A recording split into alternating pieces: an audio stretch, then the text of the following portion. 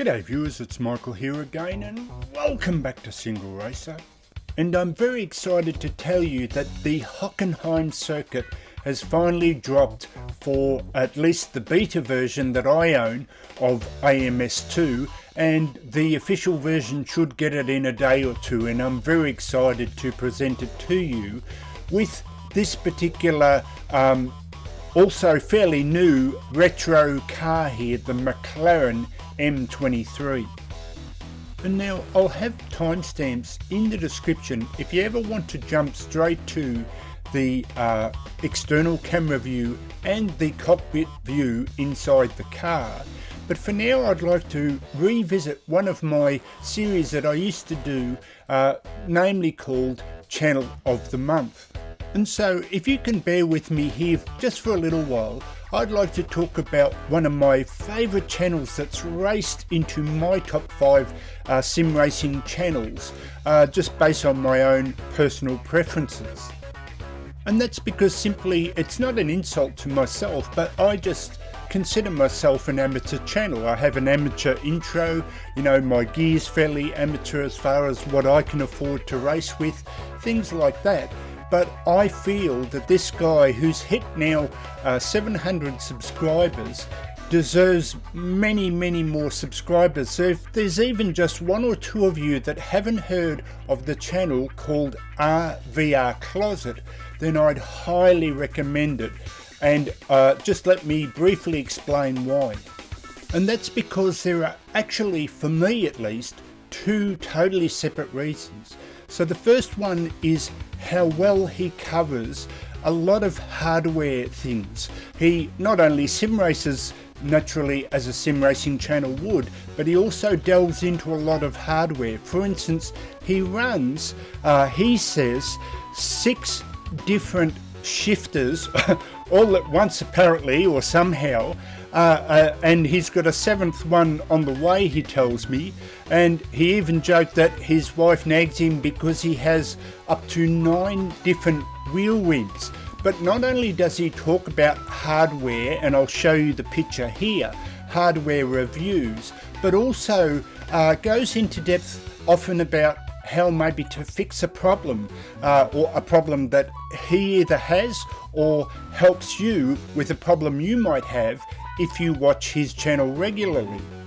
And a slight side benefit to that is also the fact that he gets his name because basically he has all this gear within a type of large closet, and he even runs a next level motion platform, version 3, and the thing I like about it is adds so much realism to what is already great racing videos that he produces. So I just like that, like the feeling like you're really there in a lot of his videos. But the second and probably more important reason, to me at least, that's why I'm subscribed, is because he comes across as a very cool guy. You know, he has the sleeve tattoo, you know, the and we all know that makes you 10% cooler automatically, and you know, his friends let off a few swear words in the video, you know, just a generally cool type of person. But he's also what I call a gentleman of sim racing, simply meaning that he reminds me so much of Mike Smith from Sim Racing 604, in that he cares so much about the sim racing community. He has a Discord which you can join and race with him, I assume. You know, I'm sure he wouldn't mind that. And I write a lot of comments in the different sim racing channels, and I always notice his comments are always complimentary. You know, he'll be honest if need be, but it's always supportive and complimentary. He's just a gentleman of sim racing as well as being a cool guy, and to me that's the perfect combination. So if you haven't heard of RVR Closet or never seen the channel before, please think about watching a few videos and subscribing, as I highly recommend his channel. And so now moving on, I'd like to do 3 laps on this new Hockenheim circuit in these Formula retro cars. They're just quite amazing. But a little bit of housekeeping just before I start, because unfortunately here in Melbourne, I just wanted to mention that the virus is sort of gaining traction again. It's what we're calling in Melbourne the second wave on the news and everything, and it's very, very frustrating.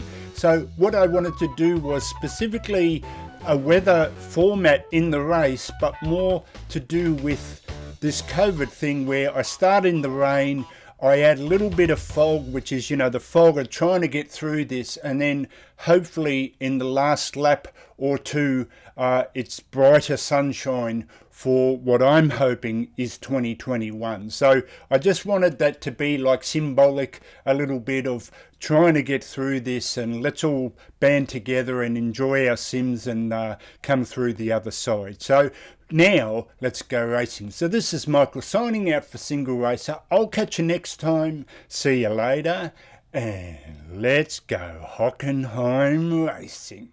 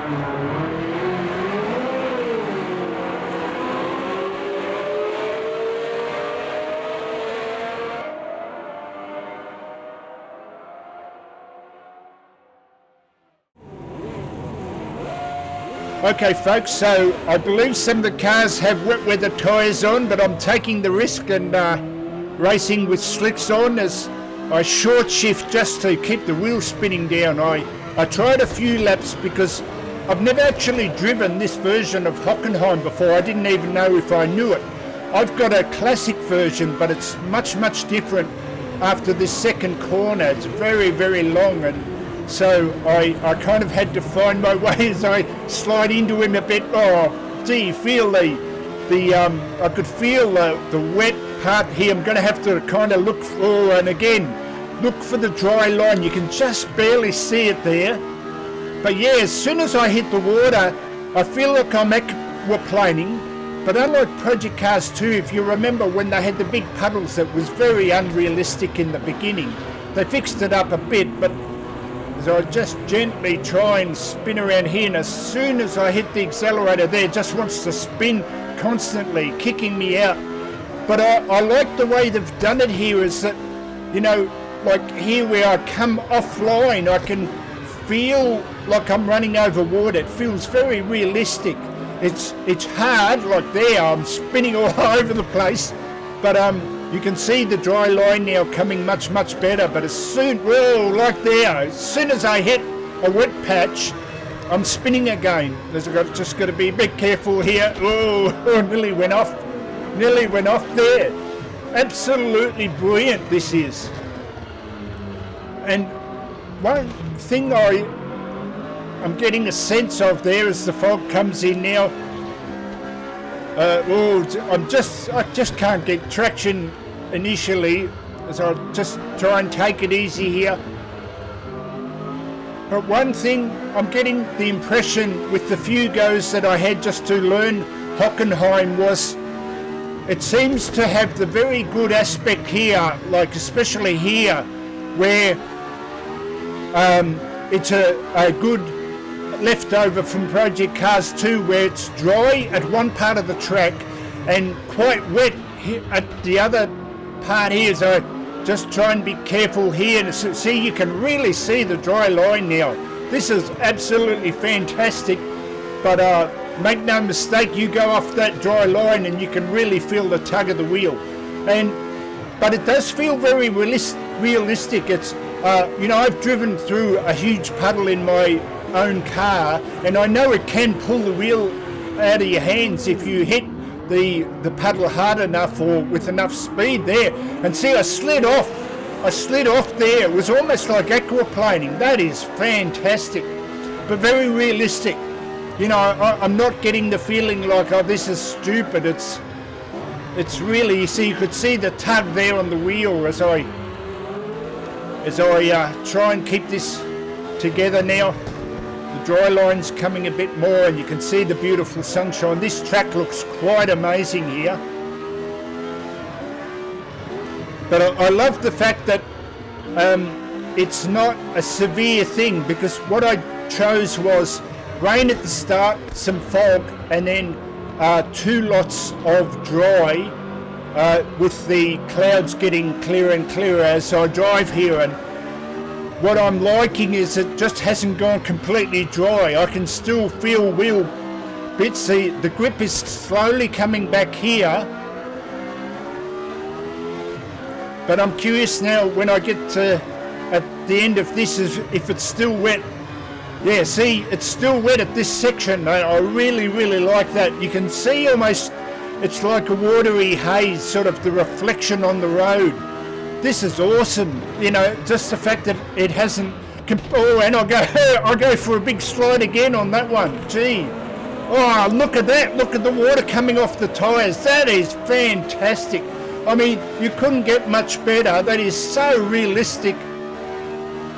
This feels incredibly. I just can't describe it. It's sort of a hard car to drive, but it feels incredibly intuitive, if that's the right word for this type of scenario where it's going wet dry. You can truly sense when you're on a dry bit, or when you slightly go offline and feel the wet gripping your tyre again, like there. You know, I can see the shine on the road. It's just quite incredible. I hope you can see that too in the in the replay. But yeah, this is just awesome here as we come down now to the end of the third lap here. I'm still not used to this bit, you know. I've got the old, and a bit of lightning there. Oh, that looked awesome. Oh, I love the fact that, you know, because of the fact I think I selected rain, is that you've got this mixture of, you know, when you select the dry bits, I mean, is it just doesn't totally go dry. It adds so much to the realism here as I go to cross the start-finish line for the final time there. I don't have any, you can't, I must admit I'm doing this from the replay, so I don't have any HUD showing, unfortunately, but just absolutely fantastic. The one thing that threw me is I was expecting the menu to come up to say end of the race here, as I just go for a little slide again, but one thing I noticed was that there was a cool down lap, so I don't know if that's these sort of old style cars, or that's a new feature in AMS2. So this is Michael signing out for Single Racer. I'll catch you next time as all the cars go around me. See you later.